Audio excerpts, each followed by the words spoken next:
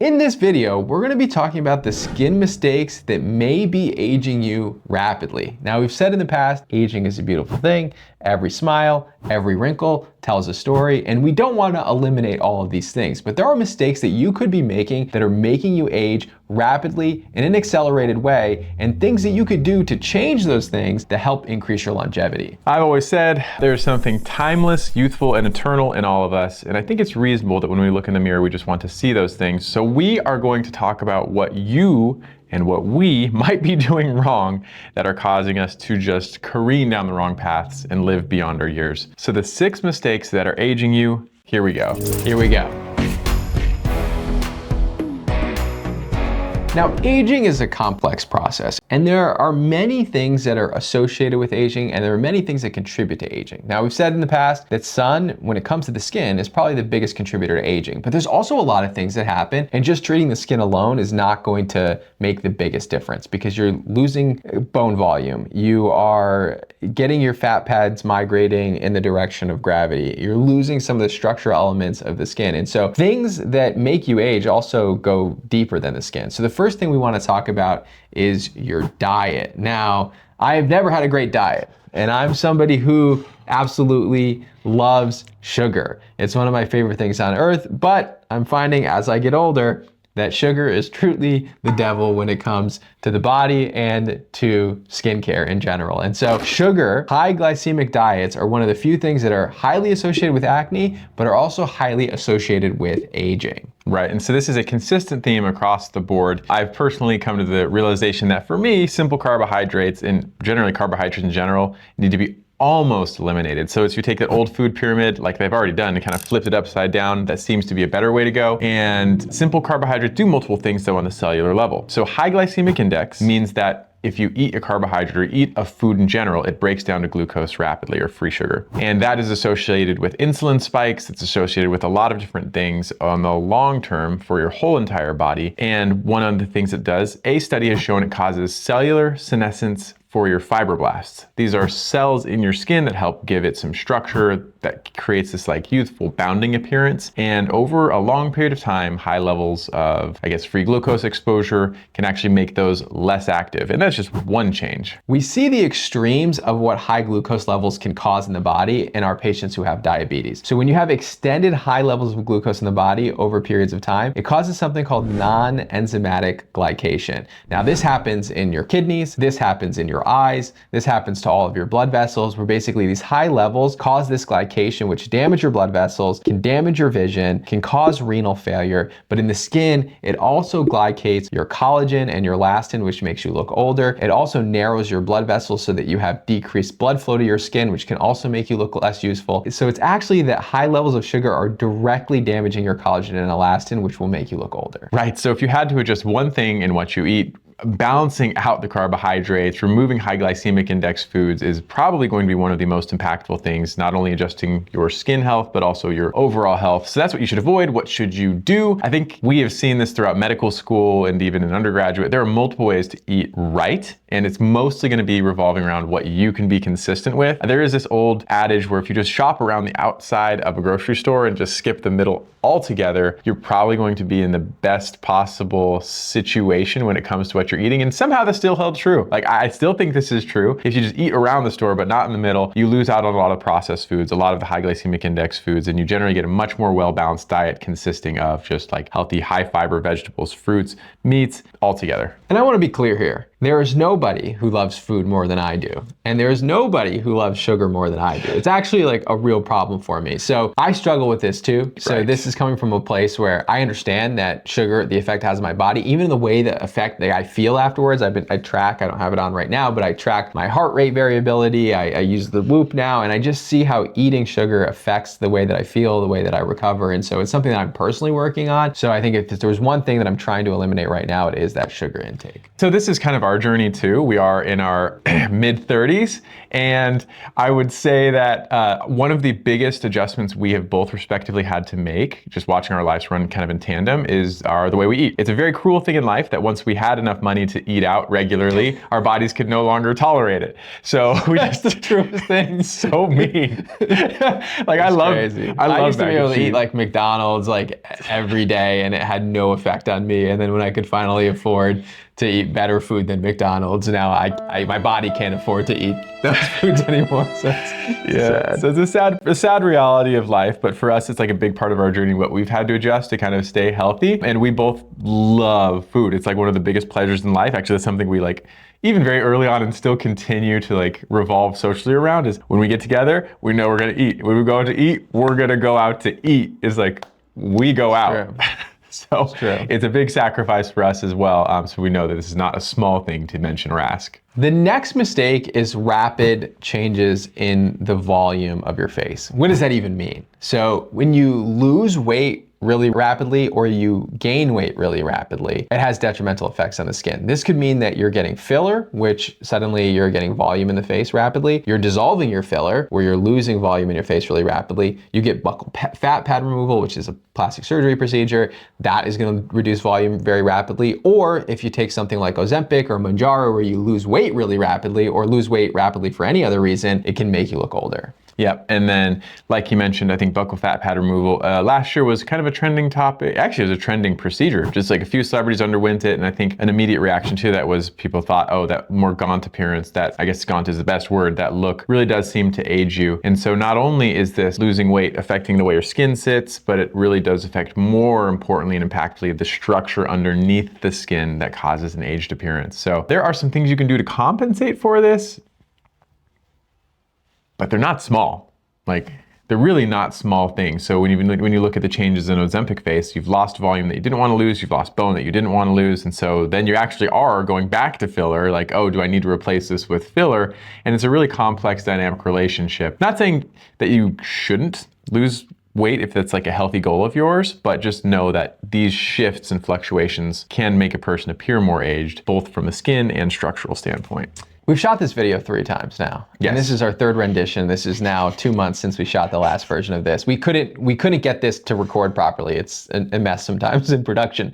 But I finally came up with a better analogy for this. Oh, good. Okay, so I'm gonna go back to my grape and raisin analogy, okay? Let's say that you have a grape. It's nice and plump. It's filled with juices, okay? And if you were to dehydrate that grape, basically remove volume from the inside of it, but leave the skin around it the same, it becomes a raisin, right? It becomes more wrinkly. It looks older, right? That's how our skin reacts to these things. So now you're not a grape and you're not a raisin, and our skin is able to react differently and it's able to bounce back. It's actually incredibly resilient. But if you were to do this rapidly, it would have this tenting effect to the skin. Reverse, right? Let's say that you were to put more volume in this grape, right? You were to fill this grape up, right? And now it's overfilled. But as that hyaluronic acid filler, for example, gets resorbed by the body and broken down by the body, you're going to be left with saggy skin as it's resorbed into the body. So any rapid changes are going to have this sort of effect on the skin. So you want to slow those rapid changes, or you want to do things to fill those rapid changes as they occur. And that's probably the best way you can achieve volume changes without having any drastic changes to your skin. That being said, I know that I think it's like 7% of the US is now on a GLP-1 like Ozempic or Mounjaro. The net benefit to this, especially if it's indicated, right, whether you have diabetes or hypertension or other cardiovascular issues and you're on these medications, probably the net benefit of that probably outweighs the issues it's going to have to the skin, and your skin will eventually recover to those rapid weight changes. So I wouldn't say don't take those medications if you need them, because like we said earlier, probably getting rid of those sugar levels are going to have a net benefit on your body than worrying about the weight changes. Right, and as you can kind of tell, this is a very complementary, holistic approach, because all of these individual changes are going to need to be offset with big lifestyle changes. So again, with Ozempic and things like that, you're talking about exercise, you're talking about rebuilding and maintaining your bone density. You can also reduce skin laxity by replacing lost volume with muscle. So there are a lot of things that you can do globally to offset some of this and kind of soften the blow when it comes to the loss of weight if it was rapid. Next mistake is drinking alcohol. There is no safe amount of alcohol. This is disruptive, right, to the entire alcohol industry. I thought I would never see it in the United States. You know, alcohol not as popular in some other countries and other parts of the world, but in the US, it's basically built into the culture here. And I never thought that that would ever shift, right? They pushed back against tobacco. We actually don't have many people who smoke in the US. I actually think those efforts were probably one of the most effective government efforts probably ever. Alcohol, though, I never thought I'd see the day. I saw recently a new study come out that shows how few people, Gen Z, Gen Alpha, who drink alcohol versus millennials and older, and it is a significant drop off. And I think part of the reason why is because of this new thing that says, essentially, we used to think that alcohol in small amounts were beneficial to the body because of some antioxidant benefits and so on and so forth. New data coming out that there's no safe amount of alcohol. All amounts of alcohol increase the risk of cancer, potentially, and have other detrimental effects on the body, which include skin aging. Right. And so large portion, because even if your alcohol, let's say you take red wine, you're just drinking it for the antioxidant benefits, allegedly. And let's say you're doing it every single day. The problem is alcohol in and of itself actually depletes your antioxidant system globally, certainly through your liver. It depletes the carotenoids in your skin, which are another antioxidant system. So even in your skin, it can decrease your ability to just be resilient, not only from external stressors in the environment, but also internal aging as well that you need to correct. In addition, there is one study, the p-value is like borderline, but there is one study showing that like a modest to more than one drink a day basically contributes to facial aging, whether it's in the skin, structural, even bone resorption. But they looked at the upper and mid face and showed that a modest amount of alcohol consumption even ages you in that way. All right, so I've been tracking my sleep and etc. This is not a plug for Whoop. I have no relationship with Whoop. You can get Aura, I don't care what you get. But I will challenge all of you, for those of you who drink small amounts, let's say you drink 1 or 2 drinks a day. I challenge you to look at your recovery and how you recover after you have just 1 or 2 drinks, even 1 drink. Just see how much it affects your recovery and how much it's affecting your overall body, because it's actually a lot more profound than people think. The way that alcohol is metabolized in the body and the liver, it actually breaks down to very, very toxic metabolites, which quickly overwhelm your liver's ability to detoxify essentially anything. And so those toxic metabolites, which you see in some people who are not able to break them down properly, lead to severe flushing. It can increase your risk of cancers rapidly. So all of those things just show you how detrimental it is to the body. And I actually think now people are sort of waking up to this, which is interesting. Yeah, and if he hadn't mentioned the Gen Z study, I was going to, because that came across my social feed and I found it fascinating. It's a dramatic difference, this current generation, from its predecessors on how they approach alcohol. And I love it. I rarely, if ever, drink, and so having all these like non-alcoholic beverages at the dinner table sometimes is kind of a nice little, I don't know, you get to like indulge and partake without indulging, so I enjoy that too. It's a fascinating cultural phenomenon, because I do have a lot of friends who have given up drinking alcohol altogether, even if it was a big part of their lives. So definitely seeing a cultural shift, probably for the better. Now, if you have 1 or 2 drinks, is it really going to be that detrimental to your skin? Probably not, but over time, definitely that cumulative damage will lead to issues. Yeah, let me tell you this actually, for all of you who drink at night, which is the vast majority of you. Alcohol, along with benzodiazepines, decreases the REM stage of your sleep, and it will decrease the deep stage, what was stage 4, and I think it combined them, but like it decreases the deep stage of your sleep as well, and that's your recovery stage in sleep. So if you drink at night, not only does this directly affect your body, but indirectly through decreasing your quality of sleep, it also decreases your ability to recover dramatically. So the solution is clearly to drink in the morning if you're going to drink. No, I'm just kidding. Don't do that. That's all. There's like this alcoholics chart that, and one of the questions is, do you drink in the morning? So don't do that either. But basically, alcohol, not good for you overall. Next up, and if you've been following us for a long time, you already know this, would be tanning or sun exposure in general. But let's break down the mechanism of why this is an issue and why this ages you rapidly and also causes skin cancer in general. So when we look at UV light, which is the type of light that is the most damaging to our skin, you have UVA and you have UVB. UVB is shorter wavelength, UVA is a little bit of a longer wavelength. Now UVB specifically has a chromophore in your DNA. And so that means that the UVB light is attracted to your DNA in your skin, which essentially damages your DNA, which causes aging, but also increases your risk of skin cancer and mutations in the skin. So UVB light hits your DNA, damaging it, and then that's going to increase your risk of cancer. Then you have UVA light, a little bit longer wavelength, gets actually deeper into the skin and damages directly your collagen and elastin. And so we get something, when we look at it underneath the microscope, we actually get something called solar elastosis, which is this like bluish damage, dysregulation of your collagen. So this is what normal, healthy collagen looks like underneath the microscope. And this is changes what collagen looks like that's been damaged by UV radiation. It's a pretty profound change. There's also a twin study. I love twin studies because you just get to see these side by sides with people who have a similar genetic makeup. But if you just look at it, you have one individual who had like a more sun protected life, one individual who were being out in the sun or tanning was more a part of their life. And it's just a dramatic, profound night and day difference. Also, you have intrinsic studies, basically meaning that we see this every day in the office. You have a person who wore a shirt their whole life. It's insane. You just roll up the shirt, lift up the shirt, and their skin is decades younger. Now, I have a much more, I think, gracious relationship with the sun than most of my colleagues. And it's not saying that it's better or worse, but like my thought process is a little bit more holistic in that I'm like, the sun I think is good for you as a person overall, meaning that it can help with depression. That's like, it helps with your psychological well-being in general. It has help with vitamin D synthesis.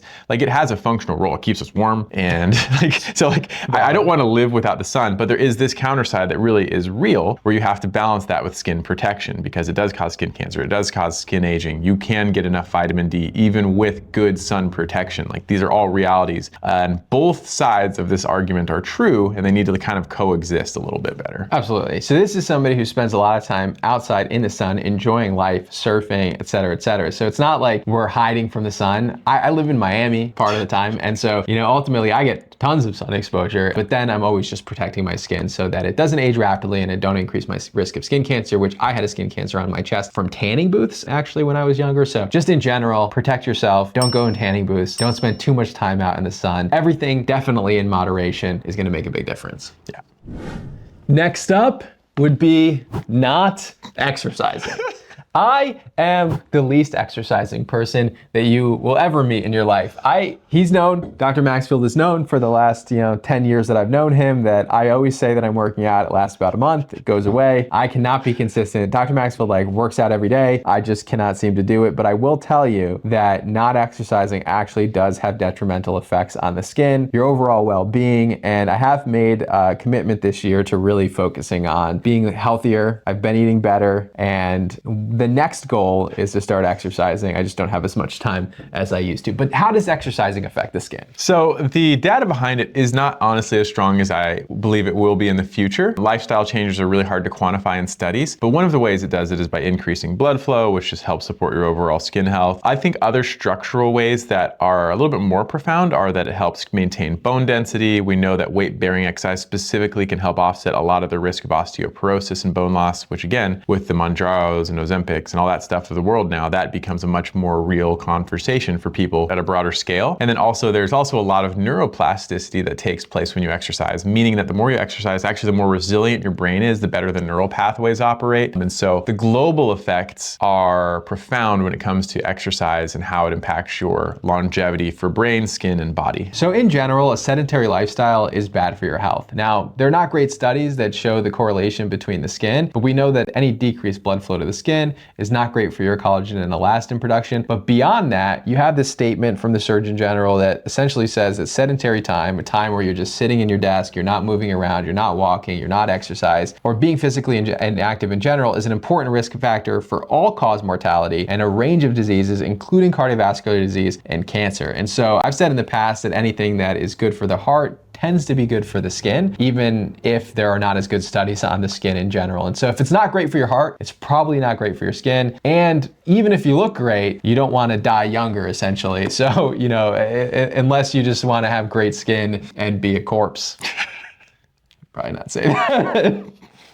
The last mistake is smoking. Oof. So this is one that's said so much it kind of falls on deaf ears. It's become white noise, let's say. Now, smoking is deleterious to your health for multiple reasons, and I see this as a surgeon on a regular basis. So when I'm doing a complicated flap or repair after a large skin cancer on the face or what have you, the number one risk factor is that a patient smokes, because it not only vasoconstricts from the nicotine, it starves your skin from oxygen directly from the vasoconstriction. Also, the actual components that you're smoking are very toxic and harmful. So you smoke, what does get through the blood vessels is actually kind of poisonous and will damage the skin. And globally, that is the same effect everywhere. It constricts your blood vessels, and it's like distributing this toxin throughout your body. And guess what? It's not just like it's tobacco smoke. There's the reality that anything carbon-based, which turns into a plume, is actually somewhat harmful to your body. We're not meant to breathe in smoke, regardless of its initial carbon composition. Right. And I've said it before, I'll say it again, breathe air. That's essentially what you need to be doing. There's something that always comes out that says, well, vaping and doing these fruity inhalations are going to be somehow better than cigarette smoke. Maybe better, but not good. It's still not good, right? And now new data is coming out that with vape associated lung injuries and beyond. And so definitely be careful about anything that you're inhaling into the body. Now, a lot of you who are watching this who are smokers are saying, well, I smoked my whole life. If I stop today, how is it going to make any difference? And there's good studies, even in these surgery studies, that show that your skin won't heal properly after a skin surgery if you're a smoker. If you were to just stop a month or a few weeks before, your ability to recover actually increases dramatically and significantly in these studies. So stopping today, your body has an incredible ability to heal and repair itself. So just because you had some bad habits in the past doesn't mean that your body won't recover from it. And then the net benefit for the rest of your life is actually increased tremendously. My dad was actually a smoker for a long time. He quit when we were really young kids, and now his cardiovascular health has increased quite a bit since then. And so even if you quit today, it will have a net benefit for the future. The other thing is that we know that the breakdown of the smoking ingredients, whatever you're inhaling, is specifically damaging your collagen and elastin production, which is making you look older. Some people get those smoker lines around the mouth. Part of it is due to muscle contraction, like just having your mouth pursed like this. But also it's because your elastin and your collagen production are decreased. Your body's not able to recoil from that. But we also see comedones or pimple formation on the skin from this. We also see a grayness color to the skin that occurs. And we also see increases of skin cancer risk. And we also see an increase in inflammatory skin conditions like psoriasis, hidradenitis suppurativa, and many, many other things. And so just that inflammation in the body can exacerbate a lot of forms of different skin conditions beyond skin aging. Yeah, and I've said this before, and sorry, this is our third time shooting this video, so I don't know if I've said this like in a recent video, or if it was this one, but you don't have to tell me you smoke. I don't even have to smell that you smoke. I can see that you smoke. As a dermatologist, I can see that you are a smoker just with my eyes. It has a profound impact on your skin. And also, again, the global benefits of stopping. Look, you've been smoking for years, decades. If you stop, your risk of a heart attack decreases 50% within 1 year of quitting, and at the same period of time, your lung decline is not precipitous. In fact, it actually will, your lung health will actually decline now instead of like precipitously. It'll actually, although lower initially, it'll decrease at the same rate. So the rate of decline actually goes back to that of a non-smoker within a period of years as well. So, I mean, whenever you decide to stop, it's a good time to stop. And I said decide to stop, but this is like the biggest battle probably in a person's life to stop. So again, no small lift. I'm not saying it is. It's a monumentous task to attack or tackle. But if you can do it, there's no wrong time. In conclusion, your general recommendations are reduce glycemic index foods. Avoid rapid volume changes unless the net benefit is unavoidable and positive.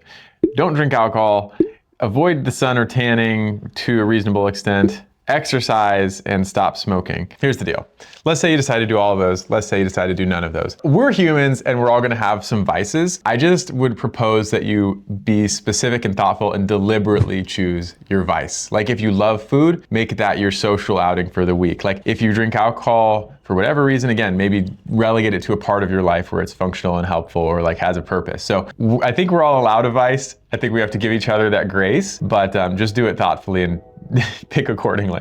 You know what I've learned throughout life when it comes to issues you're trying to tackle just in general is that we presented you 6 different things that for some people, if you do all of them, you would have to completely change your lifestyle in order to achieve these goals. But it's not necessarily about that. It's about being slightly better every day.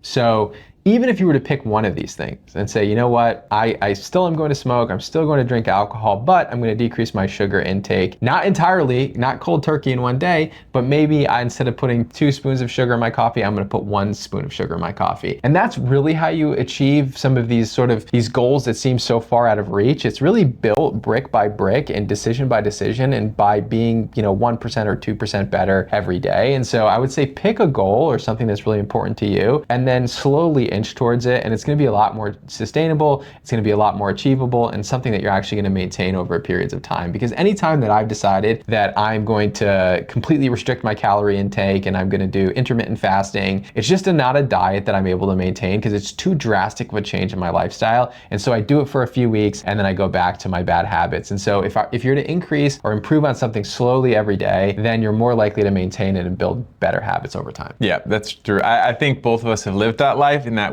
what's that Drake song? Come up from the bottom. We came up from the bottom, now we're here. So, but there was a big transformative portion in our lives before we even knew each other. We're going to have a parallel upbringing. And I know for both of us, it was that like looking in the mirror, being better today than yesterday. And then 5 years down the road, it's transformative, different person, different life trajectory. So it can be done. We've walked through it and we hope the best for all of you too.